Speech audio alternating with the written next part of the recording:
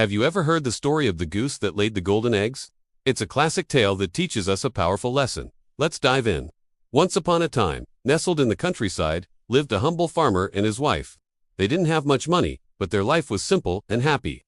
They worked hard from sunrise to sunset, tending to their small farm, their animals, and their crops. It was a life of routine, but they were content.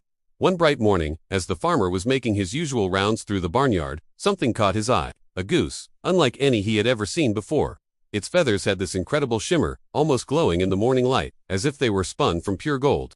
Well, isn't that something special? The farmer mumbled to himself. He felt a connection to this unique bird and decided to bring it home, promising to give it the best care he could. The very next day, the farmer went to check on his new goose. As he approached its nest, he stopped dead in his tracks and let out a gasp. Lying right there, next to the shimmering goose, was something heavy, round, and incredibly shiny. He picked it up, his hand trembling. "A golden egg," he shouted, his voice echoing across the farm. He couldn't believe his eyes. He sprinted back to the house to find his wife, holding the egg out for her to see. Look, look. The goose laid a golden egg. His wife's eyes grew as wide as saucers. This must be worth a fortune," she exclaimed, her voice filled with pure excitement. They took the egg to the market, and just as she had guessed, they sold it for more money than they had ever dreamed of holding in their hands. Life was about to change. The next morning, it happened again. Another perfect, solid gold egg, and the day after that, another one. Day after day, like clockwork, the magical goose laid a single golden egg. In a matter of weeks, the farmer and his wife went from humble workers to the wealthiest people in the region. They bought new clothes, a bigger house, and everything they had ever wanted. But a strange thing happened. As their fortune grew, their hearts began to shrink. Their happiness was replaced by a gnawing impatience. Greed had started to creep in. "Why are we waiting around for just one egg a day?" The farmer grumbled one evening, counting his pile of gold coins. "It takes forever. If this goose can lay golden eggs, imagine what must be inside it. It must be completely full of gold." His wife, who once cherished their simple life, nodded eagerly. "You're right. Why wait? If we cut it open and take all the gold at once, we'll be set for life. We'll never have to wait or work another day."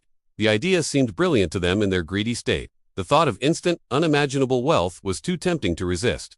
"Yes," the farmer declared, "let's cut the goose open and take everything now." And so, with visions of mountains of gold dancing in their heads, the farmer grabbed a sharp knife. He held the goose, the very source of all their newfound luck, and in one swift motion, he cut it open. He and his wife leaned in, their eyes wide with anticipation, ready to see the treasure within. But as they looked inside, a chilling silence fell over the room. They froze. There was no treasure. There were no golden eggs waiting to be collected. There was no mountain of gold. Inside was just an ordinary goose. Exactly like any other goose on any other farm.